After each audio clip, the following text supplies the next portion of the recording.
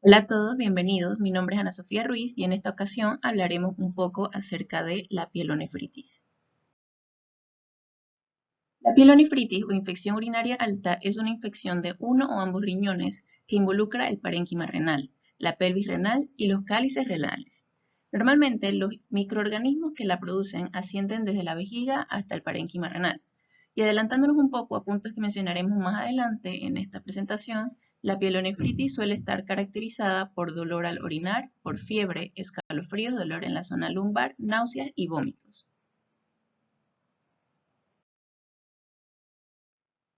Esta enfermedad es más frecuente en mujeres que en hombres. Alrededor del 90% de los casos de pielonefritis entre las personas que no están hospitalizadas o viviendo en una residencia geriátrica son causados por Escherichia coli, un tipo de bacterias que se encuentran normalmente en el intestino grueso.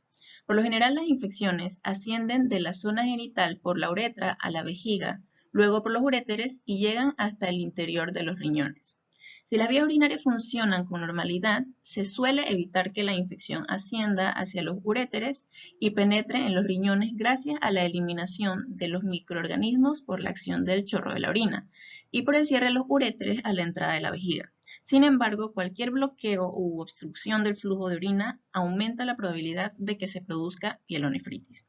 Durante el embarazo, el riesgo de pielonefritis aumenta, ya que el engrosamiento del útero hace que aumente la presión sobre los uréteres y pues se obstruye parcialmente la circulación normal del flujo de orina.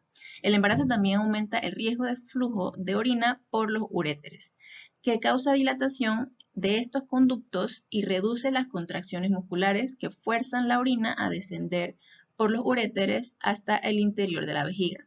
Entonces, pues esto causa lo que sería el reflujo de orina. Otra causa muy común sería el uso o permanencia prolongada de un catéter en la vejiga, ya que estos pueden permitir que las bacterias entren o permanezcan en la vejiga. Por otro lado, el que infecciones lleguen a los riñones desde otra parte del organismo a través del torrente sanguíneo comprenden cerca del 5% de los casos de pielonefritis. Por ejemplo, una infección en la piel por estafilococos puede extenderse a los riñones mediante el torrente sanguíneo.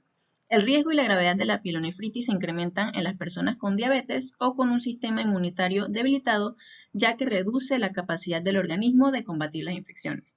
La causa de la pielonefritis suele ser bacteriana, pero es poco frecuente que la causa sea tuberculosis, infecciones fúngicas o infecciones virales. Algunas personas padecen infecciones prolongadas, como lo es la pielonefritis crónica, y casi todas ellas sufren considerables anomalías subyacentes, tales como la obstrucción del tracto urinario, cálculos renales persistentes o, con mayor frecuencia, reflujo de orina desde la vejiga hacia los uréteres, lo que se produce sobre todo en niños pequeños. La pielonefritis crónica hace que las bacterias se liberen en el torrente sanguíneo, a veces causando infecciones en el riñón opuesto o en otras partes del organismo. Y en raras ocasiones, la pielonefritis crónica llega a dañar los riñones gravemente. Los síntomas de la pielonefritis suelen empezar repentinamente con escalofríos, fiebre, dolor a ambos lados de la zona lumbar, náuseas y vómitos. Alrededor de un tercio de las personas que sufren pielonefritis también presentan síntomas de cistitis, que sería una infección en la vejiga, como por ejemplo urgencia urinaria y micción dolorosa. El riñón aparece aumentado de tamaño y el examinador obtiene una respuesta dolorosa a la palpación en la región lumbar del lado afectado.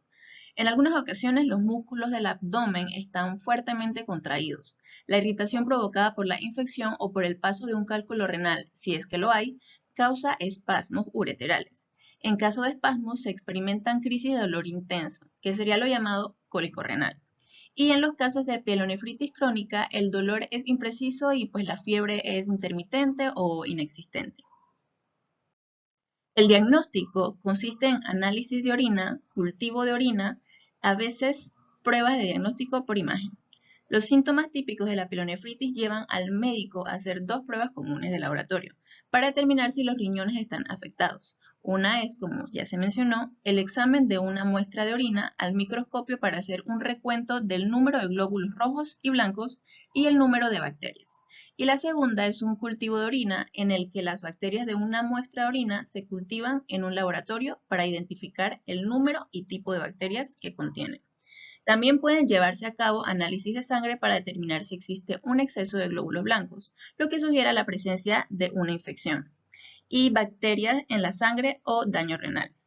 Se llevan a cabo pruebas de diagnóstico por imagen en personas con un intenso dolor de espalda característico del cólico renal, en casos en que no hay respuesta al tratamiento antibiótico en 72 horas, en personas cuyos síntomas reaparecen poco después de haber finalizado el tratamiento, también en quienes padecen pielonefritis de larga evolución o recurrente, en personas cuyos resultados en los análisis de sangre indican daño renal y en hombres, dado que es muy infrecuente que desarrollen pielonefritis.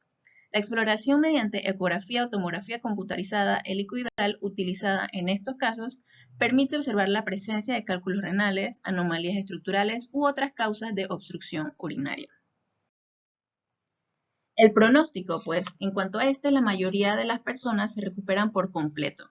Una recuperación lenta y la posibilidad de complicaciones son más probables si la persona requiere hospitalización, si hay presencia de un cálculo renal, si el microorganismo que provocó la infección es resistente a los antibióticos de uso común o si la persona afectada sufre de un trastorno que debilita el sistema inmunitario, como ciertos tipos de cáncer, diabetes mellitus o SIDA.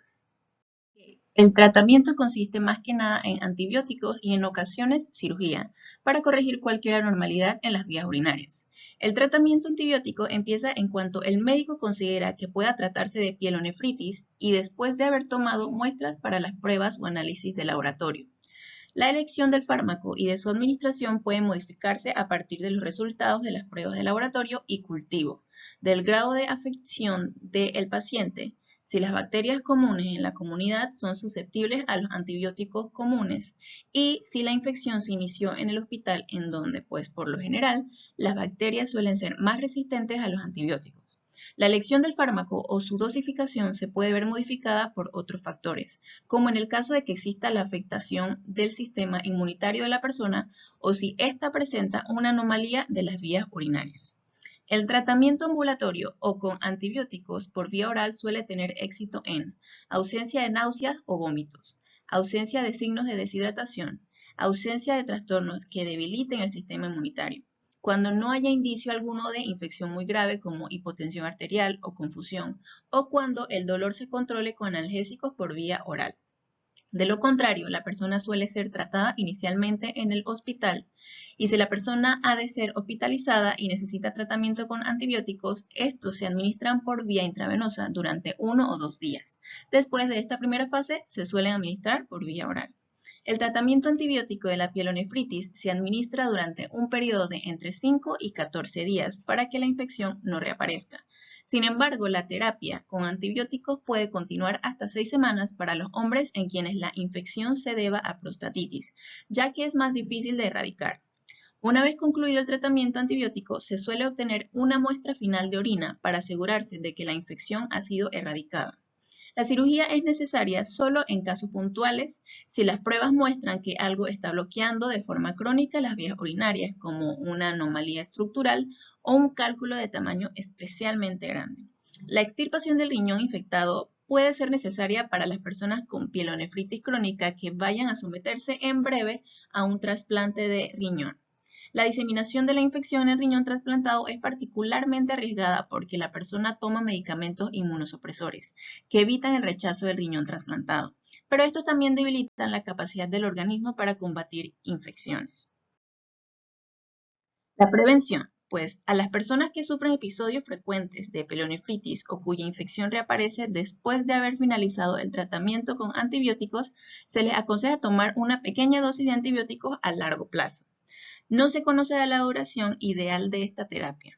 Si la infección reaparece, se establece una terapia preventiva durante un tiempo indefinido.